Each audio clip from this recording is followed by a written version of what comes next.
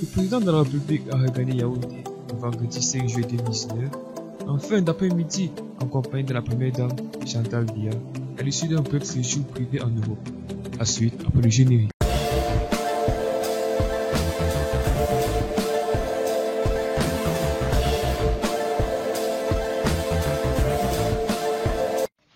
Mais avant tout, n'hésitez pas à vous abonner à la chaîne pour ne plus rater nos prochaines vidéos. Bon visionnage.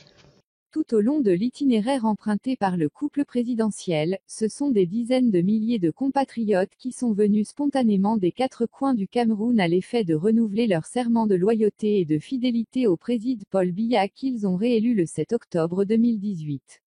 Une façon de dire à tous ceux qui veulent une alternance au pouvoir par les casses, les armes et autres actes incitant au passage en force, qu'au Cameroun, tel que l'a rappelé le ministre Grégoire Orona à la presse, le président de la République c'est son Excellence Paul Biya. Un point c'est tout. Elles sont venues nombreuses des 10 régions du Cameroun, ces populations qui ont tenu à réserver à Paul et Chantal Biya un accueil digne de leur prestigieux rang. Une mobilisation exceptionnelle visible déjà à l'esplanade du pavillon d'honneur de l'aéroport international de Yaoundé-Unsimalène où l'INDP, le FSNC, NKULBBN ont décidé de venir prêter main forte aux habitués des lieux et apporter une touche particulière à la chaleur des retrouvailles entre un peuple et son chef. D'un esplanade à l'autre, c'est une marée humaine identique qui a pris d'assaut l'entrée du palais présidentiel et tout le long de l'itinéraire pour se constituer en bouclier en gardien du temple, de la maison commune. La longue attente de ces dizaines de milliers d'hommes et de femmes, jeunes et moins jeunes est récompensée à 17h15, lorsque l'avion ayant à son bord le chef de l'État camerounais et la première dame foule le tarmac de l'aéroport international de Yaoundé-Unsimalène. Nullement éprouvé par le long voyage entre Genève et Yaoundé, le président Biya apparaît radieux. Au pied de la passerelle, une délégation d'officiels sous la conduite du président du Sénat, Marcel Niani-Fenji. Le long du tapis rouge disposé du bas de l'échelle à l'entrée du salon VIP, le président de la République reçoit dans la plus grande solennité.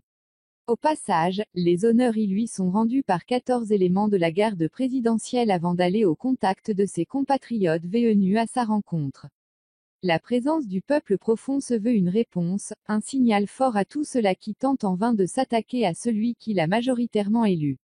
Cette marée humaine vient aussi solennellement réaffirmer la légitimité du président Paul Biya à l'égalité ayant déjà été consacrée par les autorités compétentes après le scrutin présidentiel du 7 octobre 2018.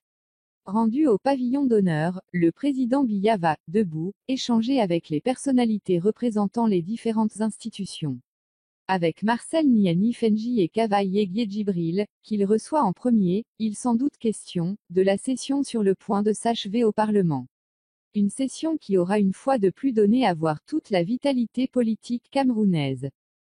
L'audience accordée au Premier ministre, Joseph Dion Ngouté, va donner l'opportunité au patron de l'immeuble Étoile de faire le point sur l'activité gouvernementale.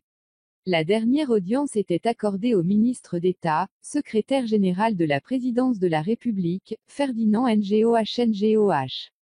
La chaleur communicative entre le président Biya et ses différentes personnalités est identique à celle observée dans les confidences que la première dame, Chantal Biya partage dans un salon VIP avec les épouses des proches collaborateurs du président de la République.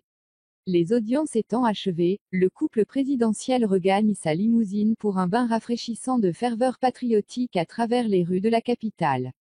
À quasiment tous les carrefours, c'est un peuple enthousiaste qui est venu spontanément communier avec Paul et Chantal Biya.